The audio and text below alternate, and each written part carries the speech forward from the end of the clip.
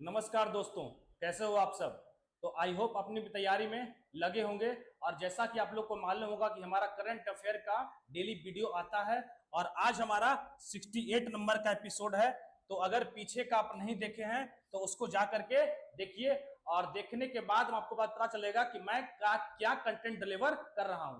तो यहाँ पे आपके करंट अफेयर के साथ साथ आपको स्टैटिक पोर्शन भी क्लियर कराया जाता है, जो कि एग्जाम के पॉइंट ऑफ व्यू से बहुत ही इंपॉर्टेंट होता है। ठीक है, तो आज हम शुरू करते हैं 68 नंबर एपिसोड का फर्स्ट क्वेश्चन। और क्या है फर्स्ट क्वेश्चन, देखते हैं। Where will the developed India youth parliament 2025 be organised? Viksit Bharat युवा संसद 2025 का आयोजन कहां किया जाएगा? तो ये किया जाएगा नई दिल्ली में। कहां किया जाएगा?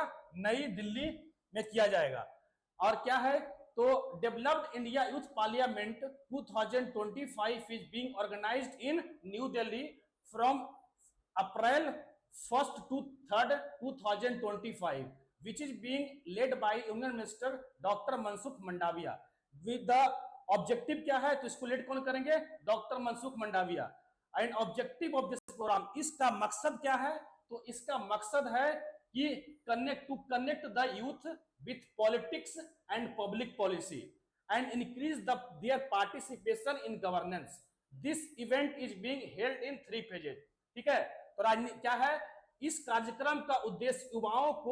युवाओं को राजनीति और सार्वजनिक नीति से जोड़ना है और शासन में उनकी भागीदारी को बढ़ाना है। ठीक है, तो इसका टॉपिक क्या होने वाला है? तो इस पे जिस टॉपिक पे डिस्कस होगा, इस टॉपिक का नाम लिख लीजिएगा, what does developed India mean to you. ठीक है, what does developed India mean to you, इसका टॉपिक होने वाला है। तो आइए देखते हैं सेकंड क्वेश्चन।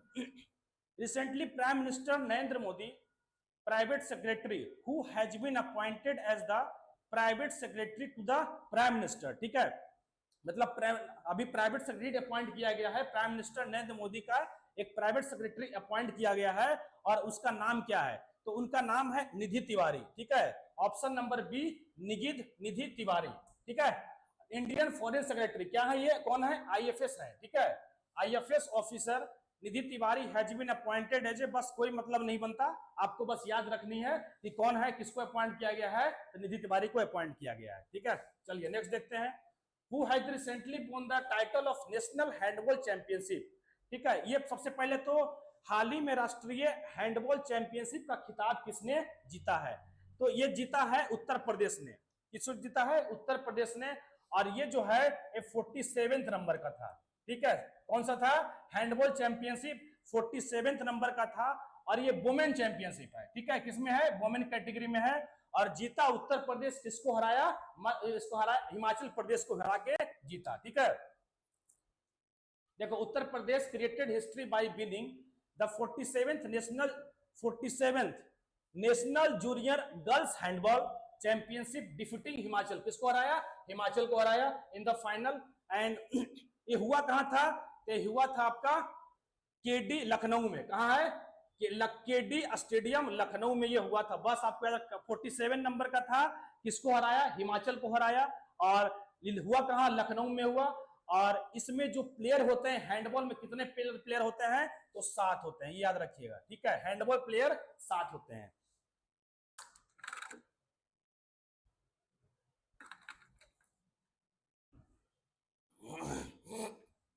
चलिए नेक्स्ट देखते हैं। Poonam Gupta has been appointed to which important post? Poonam Gupta को किस महत्वपूर्ण पद पर नियुक्त किया गया है? ये नियुक्त किया गया किसको? किस पद पर? तो ये बनाए गए हैं डिप्टी गवर्नर ऑफ आरबीआई। जैसा कि आपको मालूम होगा कि अभी आरबीआई का वर्षगांठ मनाया गया 1 अप्रैल को, क्योंकि 1 अप्रैल 1935 को आरबीआई की स्थापना हुई थी। और उसी में तो क्या होता है? 1+4, ध्यान रखेंगे। आरबीआई के बारे में हम बात कर लेते हैं थोड़ा सा, क्योंकि आरबीआई से पूछा गया, तो आरबीआई स्टैटिक पोर्शन को देख लेते हैं। और सबसे पहले क्या है? RBI has appointed Poonam Gupta as a new deputy governor who will replace Michael Patra. किसको रिप्लेस करेंगे? माइकल पात्रा को रिप्लेस किया। Her tenure will be likely to 3 years। Poonam Gupta is reputed economist and director general of NCER. देखो अब क्या बना? एनसीईआर। ठीक है, ये क्या है? तो national commission for applied economic research क्या है, इसका फुल फॉर्म है national council for applied economic research, इसका फुल फॉर्म लिख लेना। तो अभी इसके निदेशक थे ये, और ये कब बना था, ये बना था 1956 में, ठीक है, 1956 में बना ये national council of applied economic research. देखो तो मेंबर ऑफ किसके मेंबर थे, तो cabinet committee of economic affair, cabinet committee of economic affair के हेड कौन होते हैं, तो प्राइम मिनिस्टर होते हैं, और इसके हेड भी रहे, और convener of advisory of the 16th finance commission, 16th finance commission, ठीक है। तो एक एक करके हम सबके बारे में बात कर लेते हैं। पहले देखते हैं आरबीआई। आरबीआई को पता होगा कि स्टैब्लिश कब हुआ, तो आरबीआई, ठीक है, स्टैब्लिश हुआ 1 अप्रैल 1935, 1 अप्रैल 1935, ठीक है, सॉरी 1935। और ये जो है तो कहां बना था, ये बना था आपका कलकत्ता, हेडक्वार्टर कहां था, कलकत्ता, जब बना तो कलकत्ता, हेडक्वार्टर कहां था, कलकत्ता। तो 1937 में फ्रॉम, इसका headquarter from Calcutta to Bombay, from Calcutta to Bombay, 1937 में कलकत्ता से बॉम्बे हो गया। और इसके अलावा कमीशन, किस कमीशन में बना था ये, तो young Hilton commission, young Hilton commission, ठीक है, यंग हिल्टन कमीशन की रिपोर्ट पे इसकी आरबीआई की स्थापना हुई थी। और जब बना तो इसके चेयरमैन कौन थे, ऑसबॉर्न स्मिथ, ऑसबॉर्न स्मिथ, ठीक है। पहले पूछा कि पहले इंडियन गवर्नर कौन थे, तो सीडी देशमुख, सीडी देशमुख, ठीक है। और मनी मार्केट को कौन रेगुलेट करता है, तो आरबीआई करता है। और इसके आरबीआई के लोगो पूछा जाए कि आरबीआई का लोगो क्या है, जो कि एनटीपीसी एग्जाम में पूछा भी गया है, तो लोगो पर देख लीजिएगा कि जो लोगो है, ये लोगो है ताड़ का वृक्ष, palm tree, palm tree plus royal Bengal tiger, royal Bengal tiger, ये इसका लोगो है। और बीच में सर्कल का लोगो क्या है, ऐसा कुछ बना हुआ है। और इसमें क्या है, ये जो लिखा हुआ है, इसमें RBI, reserve bank of India, इसमें लिखा हुआ है। और यहाँ पे ताड़ का वृक्ष है, मतलब पाम ट्री है, और नीचे रॉयल बंगाल टाइगर है, ठीक है। तो ये है लोगो, लोगो भी याद रखेंगे, ठीक है। तो ये हो गया आपका आरबीआई। आरबीआई ने इंट्रोड्यूस किया था 2016, 2016 में मॉनेटरी पॉलिसी, मॉनेटरी पॉलिसी, ठीक है, मॉनेटरी पॉलिसी, जिसमें सीआरआर, एसएलआर वगैरह जो निकाला जाता है बैंक रेट, वो मॉनेटरी पॉलिसी के द्वारा ही निकाला जाता है। जो कब इंट्रोड्यूस हुआ था, 2016 में उर्जित पटेल कमेटी की सिफारिश पे, ठीक है, क्योंकि उस समय गवर्नर थे कौन, उर्जित पटेल। और डिमोटाइजेशन जब आया, तो डिमोटाइजेशन के टाइम पे, जब डिमोटाइजेशन, आपको पता होगा कि डिमोटाइजेशन आया था, तो डिमोटाइजेशन के टाइम पे जो आरबीआई गवर्नर कौन थे, उर्जित पटेल थे। उससे पहले कौन थे, रघुराम राजन, ठीक है। तो ऐसे पूछ सकता है आपसे कि जब डिमोटाइजेशन इंडिया में लाया गया, तो उस समय आरबीआई गवर्नर कौन थे, तो वो थे उर्जित पटेल, ठीक है। चलिए, तो आरबीआई हो गया ये। अब आते हैं, अब देखो यहाँ क्वेश्चन एक बार बन रहा है फाइनेंस कमीशन, तो फाइनेंस कमीशन के बारे में बात कर लेते हैं। फाइनेंस कमीशन, ठीक है, फाइनेंस कमीशन, फाइनेंस कमीशन हो गया। सबसे पहले आर्टिकल लिख लीजिए, आर्टिकल 280 क्या है, एक फाइनेंस कमीशन क्या है, कॉन्स्टिट्यूशनल बॉडी है, मतलब संवैधानिक निकाय है। पार्ट क्या हो जाएगा आपका, पार्ट 12 हो गया, मतलब 12वां पार्ट हो गया। इसके अलावा जो कितने होते हैं, 1+4, एक हो गया फाइनेंस कमीशन के हेड, और उसके 4 मेंबर होते हैं, मतलब 1+4 head plus 4 other member. First finance commission, first finance commission,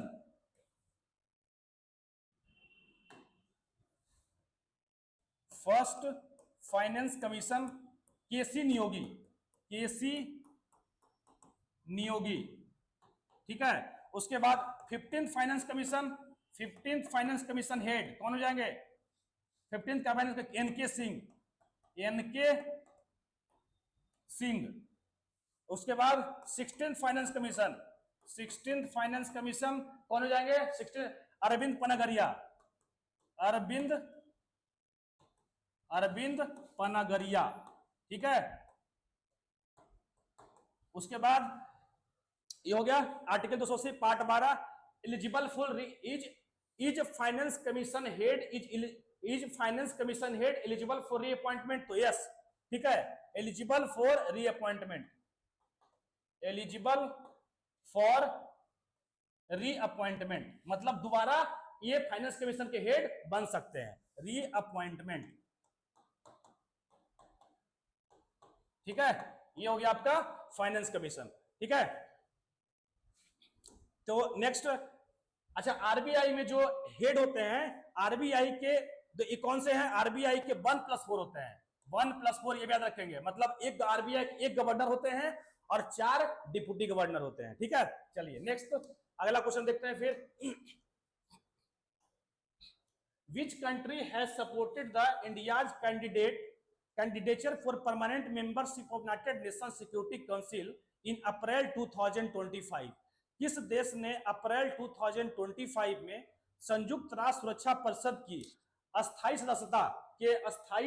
सदस्यता के लिए भारत की उम्मीदवारी का समर्थन किया है? तो ये किया है चिली, ठीक है। ये कौन किया है? चिली किया है। अभी हम इसके बारे में बात करते हैं।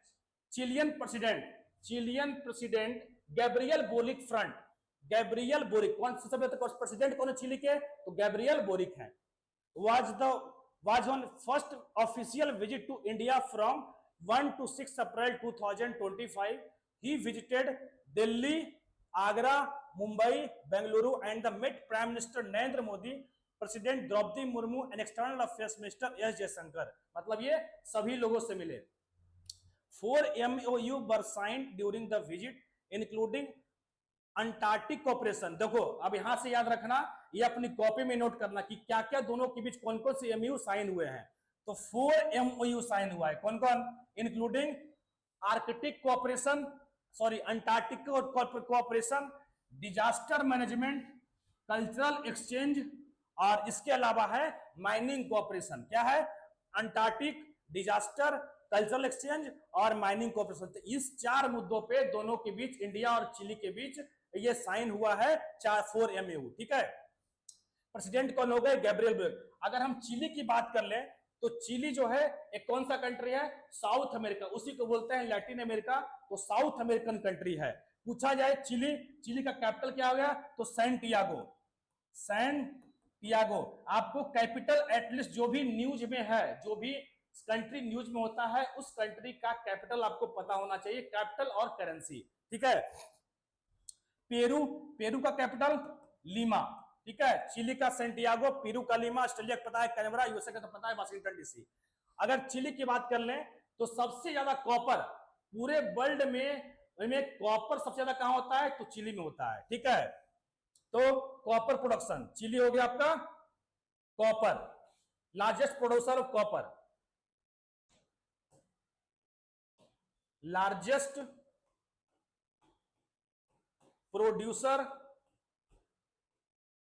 प्रोड्यूसर ऑफ कॉपर, ठीक है, हो गया। और एक आप ट्रायंगल, लिथियम ट्रायंगल सुना आप? लिथियम ट्रायंगल, ठीक है, लिथियम ट्रायंगल इसको बोलते हैं। लिथियम आयन जो आप बैटरी यूज करते हैं, क्या जो ईवी इलेक्ट्रिक व्हीकल में जो बैटरी यूज किया जाता है, बैटरी यूज किया तो उसका किसका होता है? लिथियम का होता है। तो लिथियम ट्रायंगल ये भी याद रखेंगे। ए बी सी मैथ पढ़ा होगा आपने, तो एबीसी आपको पता होगा कि एबीसी डालते हैं ना, तो 1 for Argentina, B for Bolivia और सी फॉर चिली, ठीक है। तो इस तीनों कंट्री को मिला क्या बोलते हैं? लिथियम ट्रायंगल बोलते हैं, ठीक है। चलिए तो अब हम आगे बात कर लेते हैं, क्या है अब किसकी बात हो रही है यहाँ पे? क्वेश्चन में क्या है कि यूनाइटेड नेशन सिक्योरिटी काउंसिल, यही है ना, यूनाइटेड नेशन सिक्योरिटी काउंसिल। आइए बात करते हैं यूनाइटेड नेशन। देखो यूनाइटेड नेशन कितने ऑर्गन है? टोटल 6 ऑर्गन है, 6 ऑर्गन, ठीक है। कौन कौन है? तो सबसे पहले तो जो क्वेश्चन में दिया हुआ है सिक्योरिटी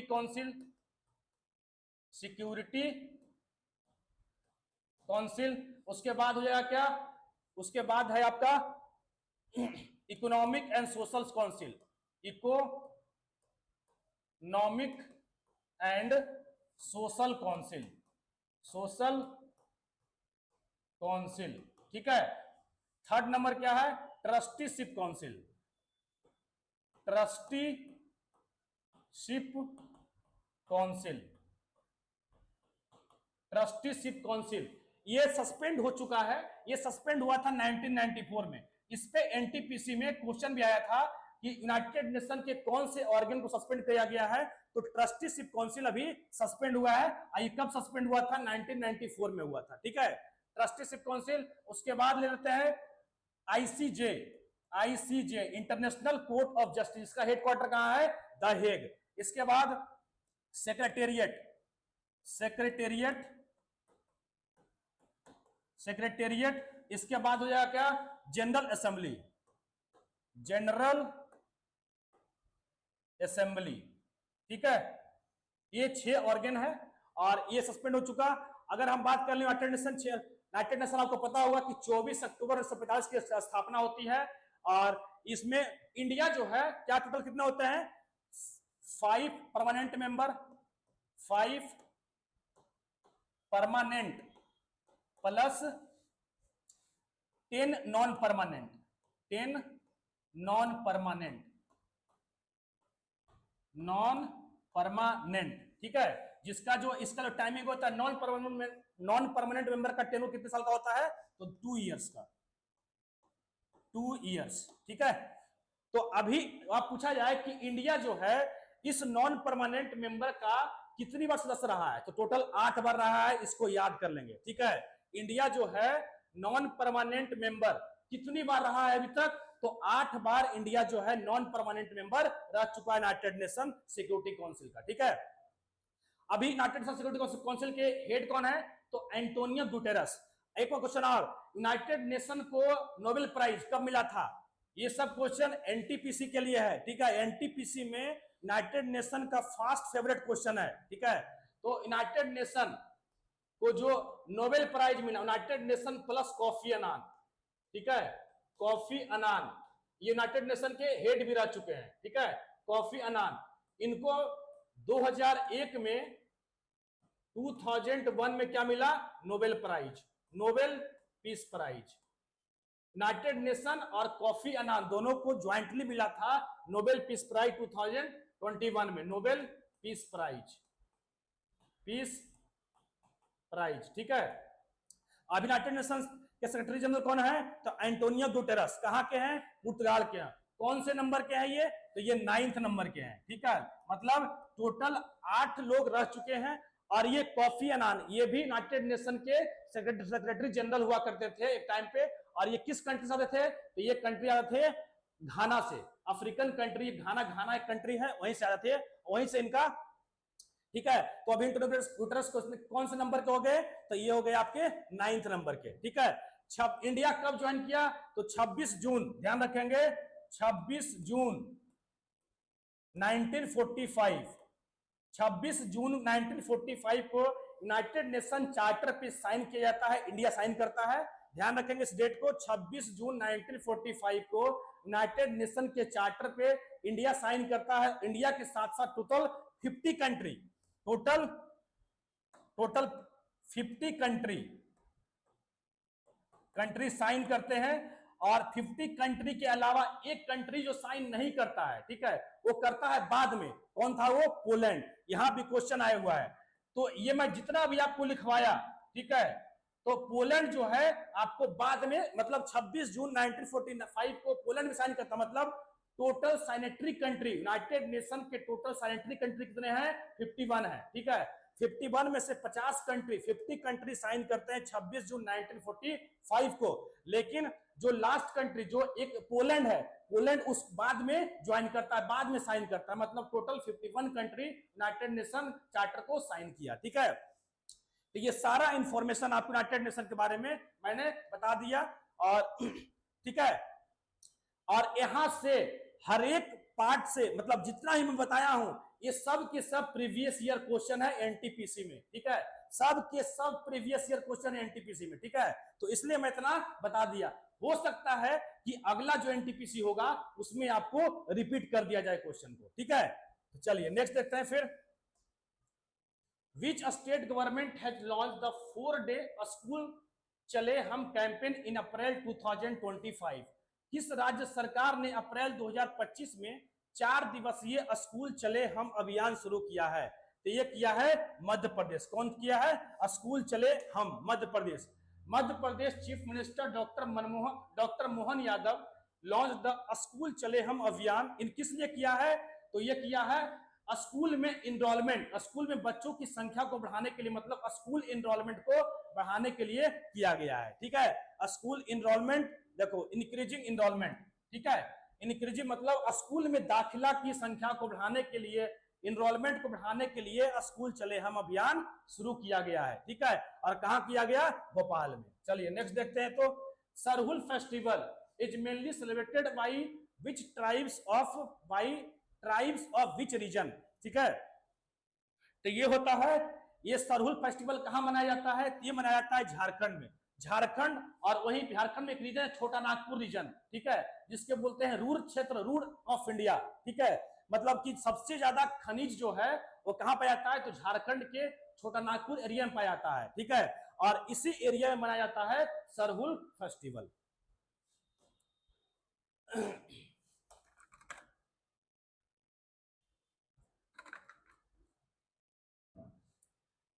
हाँ, तो क्या है? Sarhul festival was celebrated on April 1st in Jharkhand and Chota Nagpur tribal area, which symbolizes the arrival of new year and spring। मतलब किस लिए होता है? न्यू ईयर एंड स्प्रिंग के अराइवल पे ये फेस्टिवल मनाया जाता है। This is the main festival of tribal community in which, देखो ये बात ध्यान रखना, ठीक है, कि इस सरहुल फेस्टिवल में कौन से पेड़ की पूजा होती है? तो ये पूजा होती है साल ट्री की। ध्यान रखेंगे, इसको नोट कर ले कॉपी में, ठीक है। ये साल ट्री की, सरहुल फेस्टिवल में साल ट्री की पूजा होती है। Is worshipped and it's linked to nature worship. किस लिए होता है? मतलब नेचर वर्शिप, प्रकृति की पूजा इसमें होती है। This festival celebrated by the tribal community of Jharkhand, Chhattisgarh, Orissa, Bihar, Nepal, Bangladesh and Bhutan, ठीक है। कहां होता है? मतलब झारखंड, छत्तीसगढ़, मतलब जहां भी ट्राइबल है वहां पे ये फेस्टिवल मनाया जाता है, ठीक है। तो ये हो गया आपका। अब इसके ट्राइबल से थोड़ा बात कर लेते हैं कि अभी जो है एकलव्य मॉडल एक लॉन्च किया स्कीम, एकलव्य मॉडल स्कूल, ठीक है। एकलव्य मॉडल स्कूल कहां पे? ट्राइबल एरिया में। एकलव्य मॉडल स्कूल ये कहां लॉन्च हुआ है? एक ट्राइबल एरिया में लॉन्च हुआ है। और ये टोटल कितने स्कूल बनाए? मतलब इसमें क्या है? क्वालिटी एजुकेशन टू गिव, मतलब शेड्यूल्ड ट्राइबल एरिया के, शेड्यूल्ड ट्राइबल एरिया में जो बच्चे होते हैं उसको क्वालिटी एजुकेशन देने के लिए, क्वालिटी एजुकेशन देने के लिए।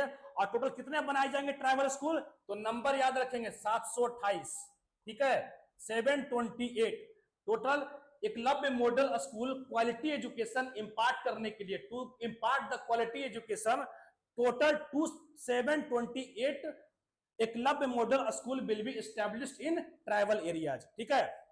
तो ये हो गया आपका। और अभी एक लॉन्च हुआ था, देखो 15 नवंबर 2023 को खूंटी से एक नरेंद्र मोदी ने एक स्कीम लॉन्च किया था, पीएम जनमान, ठीक है। पीएम जनमान किसके लिए? तो ये to uplift, PM Janman to develop the tribal areas,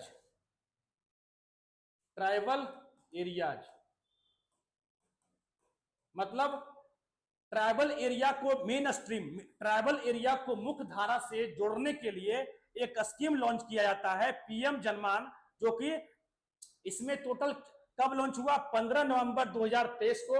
और इसमें रिकॉग्नाइज किया गया टोटल, तो किसके लिए? ट्राइबल के लिए, ठीक है। और ये लॉन्च हुआ था कहां? खूंटी से। और टोटल 75 टोटल किस लिए, देखो एक कमिटी आती है, एक कमिटी बनती है धेवर कमिटी, धेवर कमिटी किस लिए, पीटीजी, ठीक है, प्राइवेटली ट्राइबल ग्रुप को रिकॉग्नाइज करने के लिए कमिटी बनाई गई, धेवर कमिटी, ठीक है।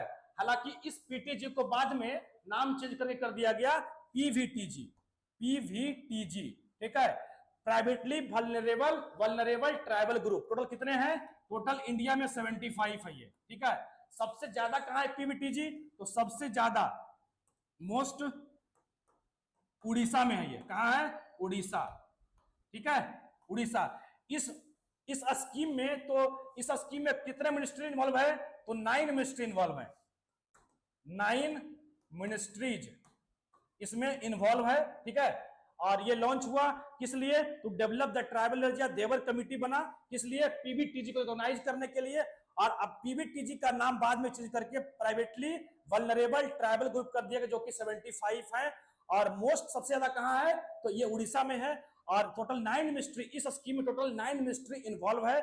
और इसको क्या करना है, इसी 75 पीवीटीजी को ये 75 पीवीटीजी को क्या करना है, डेवलप करना है, इसकी क्वालिटी ऑफ लाइफ को बढ़ाना है, ठीक है। चलिए नेक्स्ट देखते हैं। तो recently zero poverty P4 initiative has been started by which state government, हाल ही में किस राज्य सरकार द्वारा जीरो पॉवर्टी P4 पहल शुरू की गई है, तो ये शुरू किया गया है, ये कौन किया है, आंध्र प्रदेश के द्वारा इसको शुरू किया गया है। क्या है, Andhra Pradesh chief minister N Chandrababu Naidu, कौन है chief minister, N Chandrababu Naidu, on the occasion of Ugadi, इसने उगाडी फेस्टिवल मनाया था आंध्र प्रदेश में, ठीक है। तो उसी अवसर पर, उगाडी के अवसर पर launch the zero poverty P4 initiative, zero poverty P4 initiative under स्वर्ण Andhra vision 2047 which aims to make the state poverty free by, मतलब स्टेट को पॉवर्टी फ्री करना है कब तक, 2029 तक,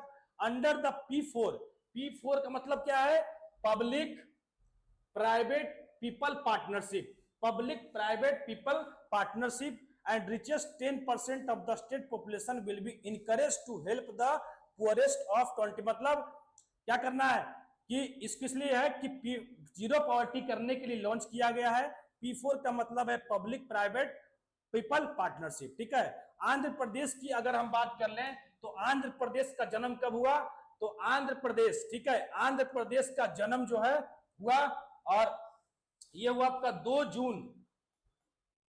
जून, सॉरी आंध्र प्रदेश का नहीं, तेलंगाना का। आंध्र प्रदेश से अलग कौन हुआ, आंध्र प्रदेश से अलग हुआ तेलंगाना। और तेलंगाना जो है, तेलंगाना के जन्म कब हुआ, तेलंगाना,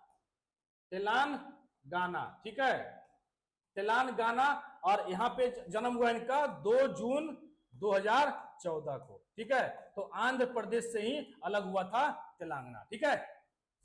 चलिए नेक्स्ट देखते हैं। तो ये हमारा लास्ट क्वेश्चन था, ठीक है। तो इसी तरह से हम आगे वीडियो आपके पास लेकर के आते रहेंगे, और इसको अपनी को देखिए, और रेगुलर बेस देखना, अगर आप देखते हैं तो रेगुलर बेसिस पे देखिए, ठीक है। क्योंकि एक देखने के बाद आज देखिए फिर कल छोड़ दिए तो कोई फायदा नहीं है देखने का, ठीक है। अगर आप 5 से 6 महीने लगातार वीडियो को हमारा फॉलो करते हैं, तो आपका एक बहुत बेहतर जीएस ओवरऑल बहुत बेहतर जीएस आपको डेवलप हो जाएगा, ठीक है। जिससे आप कोई भी एग्जाम आप इजीली करके आ सकते हैं, इजीली मतलब इजीली आप क्रैक कर सकते हैं, ठीक है। तो इसी तरह से हम वीडियो आकर के लेके आते रहेंगे। Stay tuned, thank you.